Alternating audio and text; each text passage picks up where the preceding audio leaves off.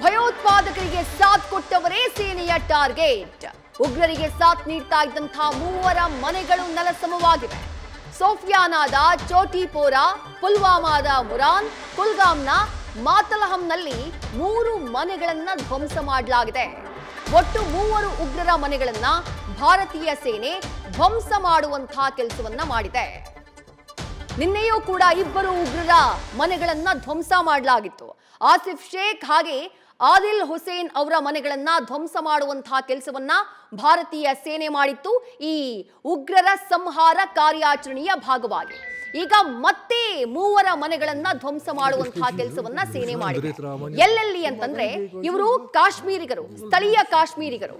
ಉಗ್ರ ಕೃತ್ಯದಲ್ಲಿ ಭಾಗಿಯಾಗಿರುವವರಿಗೆ ಸಪೋರ್ಟ್ ಮಾಡ್ತಾ ಬಂದವರು, ಅವರಿಗೆ ನೆರವನ್ನ ನೀಡ್ತಾ ಬಂದವರು, ಆ ಮೂಲಕ ತಮಗೆ ಅನ್ನ ನೀಡ್ತಾ ಇರುವಂತಹ ಆ ಜಾಗ ಮಣ್ಣೇನಿದೆ, ತಮಗೆ ಆಶ್ರಯವನ್ನ ಕೊಟ್ಟಿರುವಂತಹ ದೇಶಕ್ಕೆ ಅನ್ಯಾಯವನ್ನ ಮಾಡ್ತಾ ಇರೋರು, ದೇಶದ್ರೋಹವನ್ನ ಎಸಗ್ತಾ ಇರೋರು, ಅಂಥವರ ಮನೆಗಳನ್ನ ಧ್ವಂಸ ಮಾಡುವಂತಹ ಕಾರ್ಯಾಚರಣೆ ಮುಂದುವರೆದಿದೆ. ಉಗ್ರರ ಮನೆಗಳು ಧ್ವಂಸವಾಗಿದ್ದಾವೆ. ಇವತ್ತು ಮತ್ತೆ 3 ಮನೆಗಳು ಎಲ್ಲೆಲ್ಲಿ ಅಂತ ಗಮನಿಸ್ತಾ ಇದ್ದೀರಿ. ಶೋಪಿಯಾನ್ನಲ್ಲಿ ಓರ್ವ ಉಗ್ರನ ಮನೆಯನ್ನ ಧ್ವಂಸ ಮಾಡಲಾಗಿದೆ. ಶಾಹಿದ್ ಅಹಮದ್ ಕುಟ್ಟಿ ಎಂಬಾತನ ಮನೆಯನ್ನ ಧ್ವಂಸ ಮಾಡಲಾಗಿದೆ. ಪುಲ್ವಾಮಾದಲ್ಲಿ ಉಗ್ರರಿಗೆ ಸಪೋರ್ಟ್ ಅನ್ನ ಮಾಡ್ತಾ ಇದ್ದಂತಹ, ಉಗ್ರರಿಗೆ ನೆರವನ್ನ ನೀಡ್ತಾ ಇದ್ದಂತಹ ಹ್ಯಾರಿಸ್ ಅಹಮದ್ ಮನೆ ನೆಲಸಮವಾಗಿದೆ. ಮತ್ತೊಂದು ಕಡೆ ಪುಲ್ವಾಮಾದಲ್ಲಿ ಕುಲ್ಗಾಮ್ನಲ್ಲಿ ಆದಿಲ್ ಹುಸೇನ್ ಮನೆಯನ್ನ ಛಿದ್ರ ಮಾಡಲಾಗಿತ್ತು. ಅದು ನಿನ್ನೆ ಪುಲ್ವಾಮಾದಲ್ಲಾಗಿದ್ದು. ಮತ್ತೊಂದು ಕಡೆ ಕುಲ್ಗಾಮ್ನಲ್ಲಿ ಹಸನ್ ಉಲ್ ಹಕ್ ಶೇಖ್ ಮನೆಯನ್ನ ಧ್ವಂಸ ಮಾಡಲಾಗಿದೆ.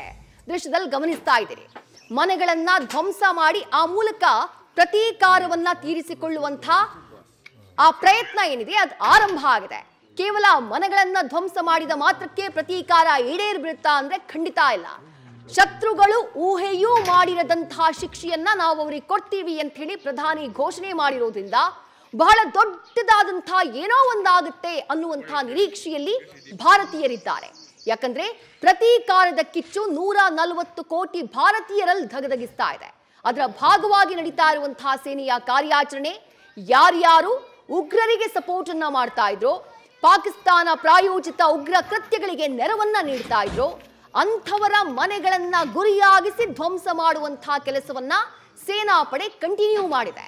ಮತ್ಯಾವತ್ತು ಸ್ಥಳೀಯ ಕಾಶ್ಮೀರಿಗರು ನಾವು ಇಲ್ಲಿನವರಲ್ಲ, ನಾವು ಆರಾಮಾಗಿ ದೇಶದ್ರೋಹ ಮಾಡಬಹುದು, ನಾವು ವಿಧ್ವಂಸಕ ಕೃತ್ಯವನ್ನ ನಡೆಸುವವರಿಗೆ ಸಪೋರ್ಟ್ ಮಾಡಬಹುದು ಅನ್ನುವಂಥ ಆಲೋಚನೆಯನ್ನೇ ಮಾಡಬಾರದು. ಆ ನಿಟ್ಟಿನಲ್ಲಿ ಸದ್ಯ ಕಾರ್ಯಾಚರಣೆ ಸೇನೆಯಿಂದ ಮುಂದುವರೆದಿದೆ.